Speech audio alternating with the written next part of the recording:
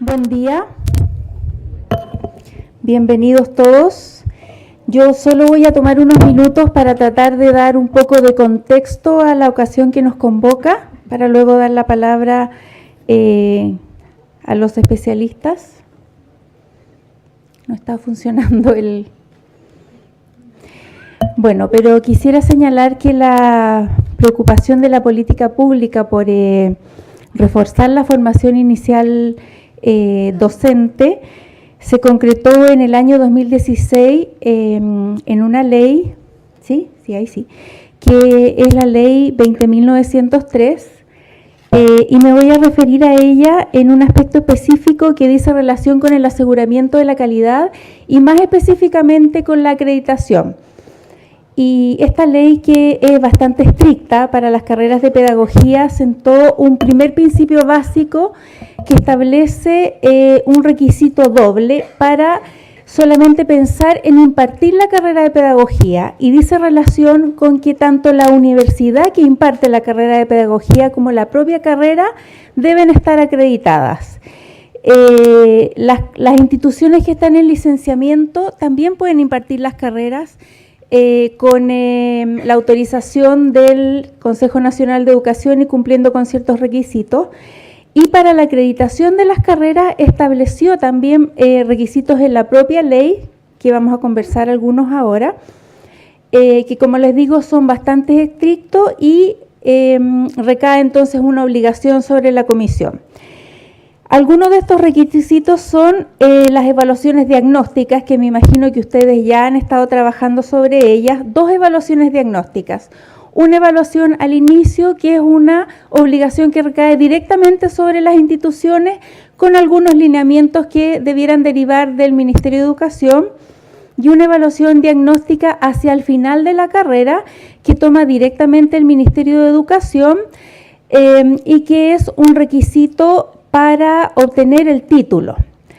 Y después algunos requisitos en la admisión, requisitos que se van haciendo cada vez más estrictos progresivamente en la medida en que van transcurriendo los años. Y después otro tipo de requisitos que ya dicen relación más con la tarea propia de la acreditación.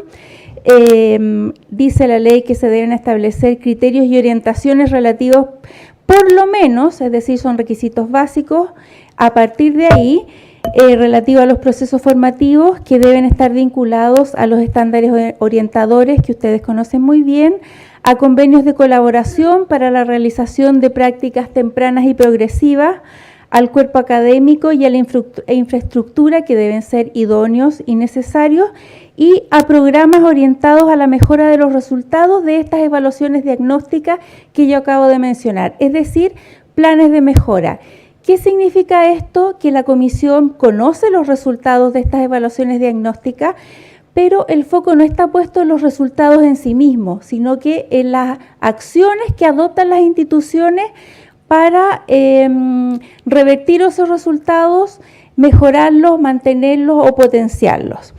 Ahora, acá voy a avanzar una lámina. También hay algunos requisitos específicos para el programa de prosecución de estudios. Como ven ustedes, la ley acá hizo una separación entre los programas regulares y los programas de prosecución de estudios y estableció requisitos de ingreso. Para estos que tengan al menos el grado académico o título profesional o título técnico de nivel superior, y acá también estableció la exigencia de al menos la evaluación segunda, que es la que toma el Ministerio de Educación. Bueno, y acá sí que quiero hacer un paréntesis y contarles que la comisión está haciendo un estudio sobre la formación inicial docente que esperamos que esté listo el próximo año, y en el instrumento que ha sido difundido, que se llama Barómetro de Aseguramiento de la Calidad, ya hay algunos avances sobre ese estudio. Entonces recogimos nosotros opiniones en algunos expertos sobre varias materias que trae la ley, y entre ellas opiniones sobre los requisitos de la acreditación. A lo mejor ustedes van a reconocer algunas de las opiniones que yo les voy a comentar ahora. Entonces, por ejemplo, respecto a los requisitos más estrictos que hay para acceder a las carreras de pedagogía,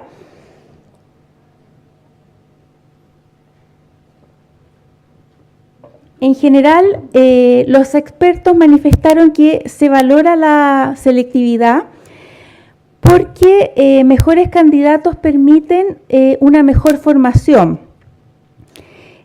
También se dijo que los puntajes mínimos era un problema que antes nunca había podido ser abordado. Respecto a las evaluaciones diagnósticas, algunos expertos dijeron que era una buena medida. El problema es que la evaluación, por ejemplo, la evaluación segunda, abordaba lo que hasta ese momento había podido ser captado por el alumno, pero dejaba fuera, por ejemplo, cómo el alumno se enfrentaba al aula, el problema del manejo del aula. También que se corría el riesgo de que la prueba inicial se transformara en algo burocrático. También dijeron algunos expertos que la evaluación sería válida en la medida que las carreras efectivamente empezaran a adecuarse a los criterios de calidad. Respecto a la práctica, las exigencias de las prácticas, ustedes saben que la ley exigió que las prácticas fueran tempranas y progresivas. ¿Qué dijeron los expertos al respecto? Que era importante que las prácticas fueran diversas para que efectivamente entregaran experiencia a los estudiantes, que también era importante que las prácticas tuvieran un propósito, especialmente cuando la ley exigía que la práctica fuera temprana, porque ya que los estudiantes venían saliendo del colegio no tenía mucho sentido que nuevamente fueran a sentarse tempranamente otra vez a un colegio. Y que las prácticas tempranas también tenían que contener etapas de ensayos protegidos. Algunos tenían reservas de que estuviésemos en un estadio en que nos permitiera aún determinar cuál era el espacio o cuál era el momento adecuado para considerar que una práctica era temprana, cuál era la oportunidad de una práctica temprana y que no era conveniente esquematizar tanto la formación aún. Y respecto a los procesos de acreditación, en general, la opinión era que la acreditación era un espacio que podía en este momento afectar y mover y remover incluso a las carreras de pedagogía y que era una buena instancia para promover la innovación. Hubo consenso entre todos ellos en que pese a que existía resistencia de las carreras, era una buena oportunidad para producir cambios. Les recomiendo que estén atentos al momento en que salga este estudio, el estudio final, pero que también acudan a este instrumento que les comento, que es el barómetro de la acreditación, donde hay detalles no solamente respecto al apartado de la acreditación, sino que respecto a todos los aspectos que aborda la ley de carrera profesional docente. Bueno, y la ley también radicó exclusivamente en la Comisión Nacional de Acreditación la facultad exclusiva y excluyente de acreditar las carreras de pedagogía. Y finalmente, esta ley estableció dos hitos muy importantes o un periodo de transición. Estableció que aquellas carreras que no estaban acreditadas al momento en que entraran en vigencia, así como las instituciones, tenían 3 años para obtener la acreditación. Y ese momento se cumple en abril del próximo año. Y para las carreras de prosecución de estudio tenían 1 año para obtener la acreditación. Y ese hito se cumplió en abril de este año. Y asimismo, cada vez que nazca una carrera de pedagogía nueva, tiene 3 años para obtener la acreditación y las carreras de prosecución de estudio también. Cada vez que nace una carrera de prosecución de estudio, tiene 1 año para obtener la acreditación. ¿Y qué pasa si una carrera de pedagogía no acredita? Bueno, entra en un proceso de seguimiento, supervisión al Consejo Nacional de Educación que dura todo lo que dura una corte teórica de la carrera, con miras a que entre nuevamente a un proceso de acreditación y que ese proceso de acreditación, por cierto, sea exitoso, pero también puede entrar en un proceso de cierre que es supervisado con miras a que la carrera, por cierto, se preocupe de obtener la titulación del último alumno que esté cursando la carrera. Dicho todo esto, conviene entonces que nos preguntemos cuál es la situación actual. Me parece que no se alcanza a ver. Está difícil. Bueno, se los voy a contar entonces. En la actualidad existen 507 carreras de pedagogía vigentes, en las que cursan un poco más de 77.000 estudiantes. De ellas hay 728 carreras acreditadas, que corresponde a un 65%, 98 carreras no fueron acreditadas, que corresponde a un 18%, hay 87 carreras que están fuera del sistema, todavía tenemos que trabajar con ellas para que se sometan al proceso de acreditación, es un 17%, y la conclusión entonces es que 4 de cada 5 estudiantes están en carreras acreditadas. Uno podría decir que es una suma exitosa, pero la verdad es que tenemos que llegar al 100%, que es la idea de la ley, dada la importancia de la formación inicial docente, tenemos que llegar al 100%, es una responsabilidad de la Comisión Nacional de Acreditación de las instituciones, pero yo creo que es una responsabilidad que va más allá, es una responsabilidad social. La formación de nuestros niños es una responsabilidad del país, por lo tanto tenemos que llegar al 100% de nuestros estudiantes formándose en carreras acreditadas. Bueno, dado las exigencias de la ley que vimos, todos estos nuevos criterios, las nuevas exigencias, la comisión se dio a la labor de citar un comité técnico ad hoc para generar un nuevo cuerpo de criterios. Si ustedes recuerdan, estos criterios fueron sometidos a consulta pública, ustedes aportaron a esa consulta pública por ahí por el mes de diciembre del año 2016. Esa consulta pública fue evaluada por la comisión, seguimos trabajando en ella, incluso le agregamos algunos estándares por ahí que consistían en un mínimo de horas de práctica, un cierto mínimo de núcleo de profesores y a mediados del año 2017 más o menos, seguimos trabajando en eso, se aprobó.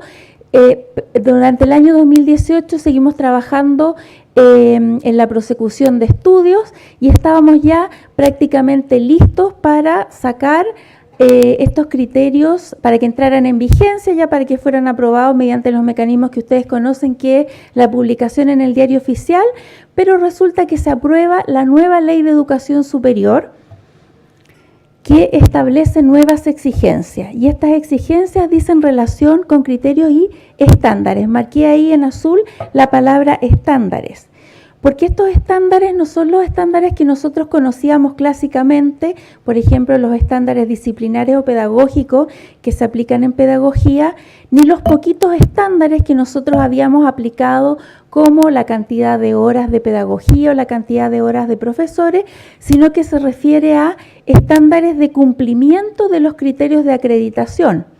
Por lo tanto, tuvimos que detenernos ahí, reflexionar, porque además estos estándares requieren un cierto proceso de aprobación, que es una aprobación formal que va a pasar por un comité que está conformado por la Comisión Nacional de Acreditación, el Consejo Nacional de Educación, la nueva superintendencia que se creó y la subsecretaría que también está pronta a crearse. Por lo tanto, rápidamente tuvimos que convocar a un nuevo comité donde vimos ahí que estuviera bien representada la diversidad institucional, las distintas disciplinas, el género, por cierto, y esperamos que por ahí por diciembre tengamos entonces la propuesta de estándares. Ellos están trabajando exclusivamente en los estándares porque toda la otra parte de criterios ya fue aprobada por todas las instituciones y en enero eso tiene que ser puesto a disposición nuevamente de las instituciones para una consulta técnica y que luego pase el trámite que les acabo de mencionar. Así que esperamos que ya el próximo año sí que efectivamente tengamos nuevos criterios para las pedagogías con sus correspondientes estándares disciplinares pedagógicos, estándares de calidad y también estándares de cumplimiento de criterios que ahora se agregaron con la nueva ley. Bueno, dicho esto, entonces, doy paso a las opiniones de los expertos y deseo que tengamos una jornada muy provechosa. Muchas gracias.